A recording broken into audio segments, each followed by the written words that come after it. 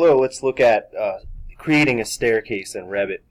So the photograph you see before you is from the house in which your assignment is modeled after. This is a built structure. You'll recognize the front door. We'll come in. The left-hand run will be the first run.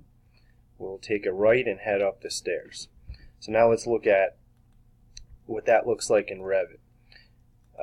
Here's our assignment so far. So the first thing I want to do is go to a section. And this is what I'm looking for, the levels.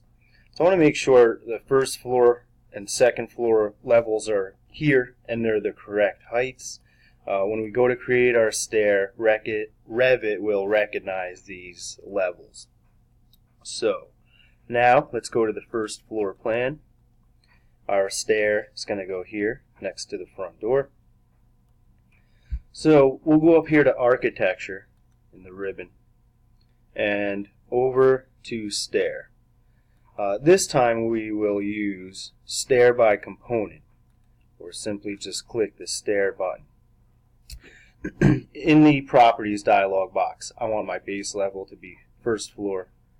My top level will be second floor. And I do want to make an adjustment here. So I'll click edit type. And I want to change my minimum tread depth to 10 inches. This is more of a residential dimension for tread. 7 3/4 inch height is fine. So we'll click OK here. So let's see what happens. I'm ready to create, I guess, the first run. So I'm just going to do this in space here and modify its location after. So I left click, running the mouse out. You can see here it says I have 7 risers created, 7 remaining out of the 14 needed risers. So I want this to be a staircase to be symmetrical or equal. I'm going to click it, left click at 7. Then I'll bring the mouse down here, and I'm tracking that last point, right? And I'll left click again to create the second run, and I'll bring the mouse to the left and left click. Now, this staircase, this run, should be closer to the landing. Let's see. We'd like to have it about 4 or 6 inches. Let's go with 6 inches. Move.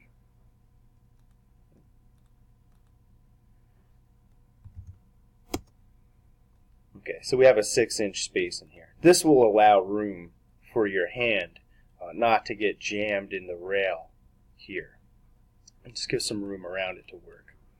So this looks okay. I'm going to move this now carefully into the corner. Right here. Alright, everything looks good, so I'll click this green check. I think I'm done. The up arrow is here. If you started from here and went this way, the stair would start to go up here. If that happens to you, click on the stair and there's a blue arrow to flip where you begin your approach. So I think I have it. The next thing I want to do is go to the 3D view and check this out. I'm going to switch it to shaded so I can pan around quicker, orbit. A helpful tool in Revit here is section box. I use this often. Section box will allow me to cut a 3D section, look in the building. Of course, I'm looking at that stair. So I want to cut this back a little bit. There's the stair. Looks pretty good. That was our intention. So this is the desired result. We'll keep the handrails here. Stair starts here, not here. And this comes up here. Let's see if it does in fact come out to level with the second floor. So I'm taking a little slice of the building here. And it does. So the last piece here would be the tread. So this looks good. We've successfully created the stair in where we want it. Let's now go to the second floor. So the stair should be here, and it is. But now we want to create a hole, an opening in the floor for this stair to come up, of course. So I'm going to go to vertical, opening, and I want to make sure that my face selection tool is on. So vertical, I'm going to click on this floor. Temporarily going to set my view to wireframe to allow me to see the stair below the floor. Create the perimeter for my opening. Click the green check.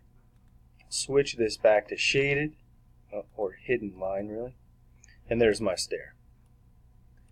Okay, so that's how we'll create a stair for this assignment, and this is fine.